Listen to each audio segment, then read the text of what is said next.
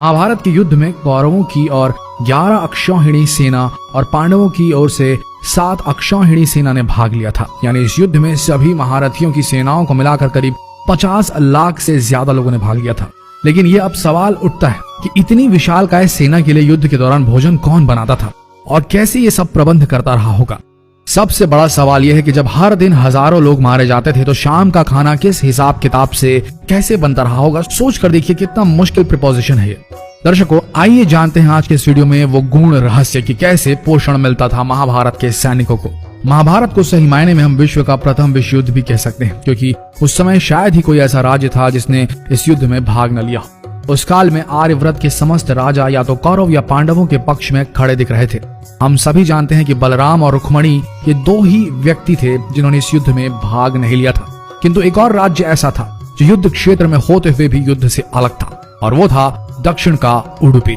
महाभारत में वर्णित कथा के अनुसार जब उडुपी के राजा अपनी सेना सहित कुरुक्षेत्र पहुंचे तो कौरवों और पांडवों दोनों ने उन्हें अपने पक्ष में लेने का प्रयत्न करा। लेकिन उडुपी के राजा बहुत दूरदर्शी थे।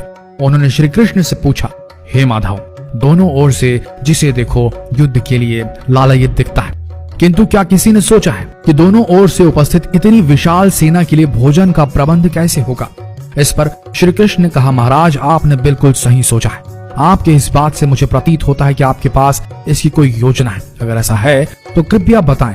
उसके बाद उडुपी के राजा ने कहा, सत्य तो यह है कि भाइयों के बीच हो रहे इस युद्ध को मैं उचित नहीं मानता।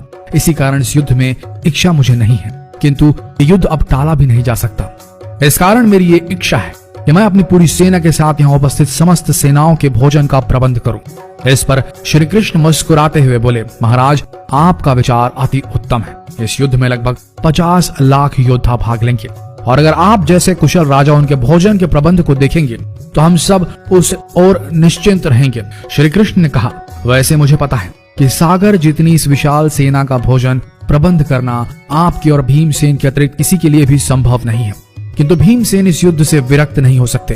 अतः मेरी आपसे यह प्रार्थना है कि आप अपनी सेना सहित दोनों ओर की सेनाओं के भोजन का भार संभालें।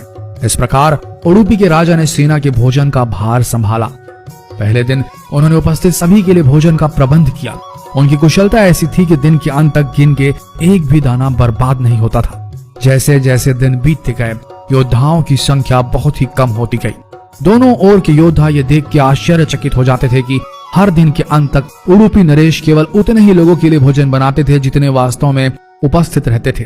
किसी को समझ नहीं आ रहा था कि उन्हें कैसे पता चल जाता है कि आज कितने योद्धा मृत्यु गति को प्राप्त होंगे, ताकि उस आधार पर भोजन की व्यवस्था की जा सके। इतनी विशाल सेना के भोजन के प्रबंध करना अपने आप में ही एक आश्चर्य था, और उस पर भी इस प्रकार के अन्न का एक भी दाना बर्बाद न हो, यह तो किसी चमत्कार से भी कम नहीं था। अतः 18वें दिन युद्ध समाप्त हुआ और पांडवों के राज्याभिषेक के दिन युधिष्ठिर से रहा नहीं गया, और उन्होंने उडुपी नरेश से पूछ ही लिया, हे महाराज, समस्त देशों के राजा हमारी प्रशंसा कर रहे हैं कि किस प्रकार हमने कम सेना होते हुए भी उस सेना को परास्त कर दिया जिसका नेतृत्व पितामह भीष्म, गुरु द्रोण, ज्येष्ठ भ्राता जैसे महारथी कर रहे थे।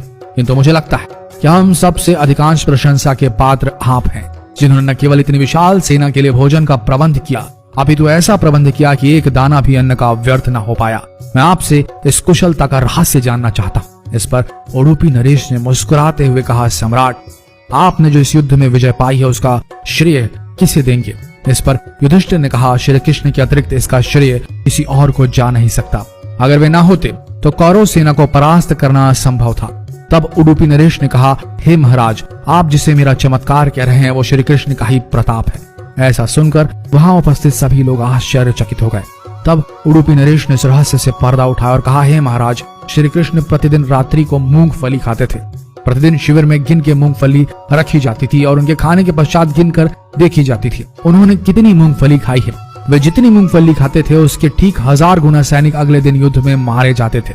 अर्थात वे अगर 50 मूंगफली खाते थे तो समझ आता था कि अगले दिन 50,000 योद्धा युद्ध में मारे जाएंगे। इसी अनुपात में अगले दिन भोजन कम बनाया जाता था। यही कारण था कि कभी भी भोजन व्यर्थ नहीं हुआ। श्री कृष्ण के इस चमत्कार को सुनकर सभी उनके आगे नतमस्तक हो गए।